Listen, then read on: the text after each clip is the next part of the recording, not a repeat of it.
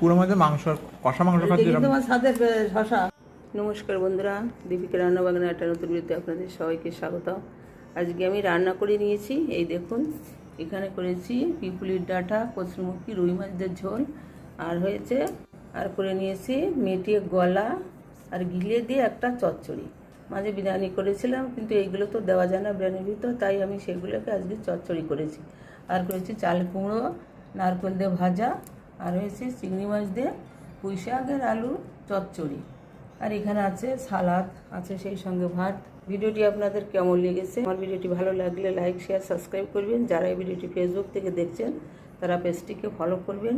আমি আজকে এই সমস্ত রান্না করেছি, এই মেনুগুলো আমার হয়েছে, তাই ভাবলাম আপনাদের সঙ্গে একটু শেয়ার করি বন্ধুরা, তাই করেছি। ভালো লাগলে কমেন্টে আমাকে জানাবেন। সবাই ভালো থাকবেন।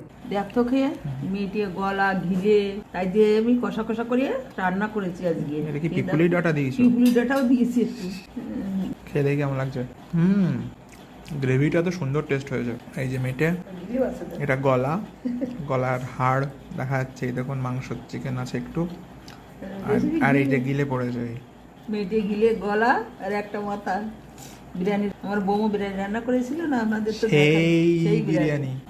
এটা কষা কষা করে রান্না করেছি, সুন্দর লাগছে। হ্যাঁ, খুব সুন্দর। একটু সালাড আর পেঁয়াজ দিয়ে খাই দেখি এটা। হ্যাঁ, কত বড় শশা আছে দেখেছিস? ওই তোলার সময় তো ভিডিও করাই না, আমি ফোন নিয়ে যাইনি, এই জন্য ভিডিও করতে পারিনি। পরে তো আবার হবে, তখন করো।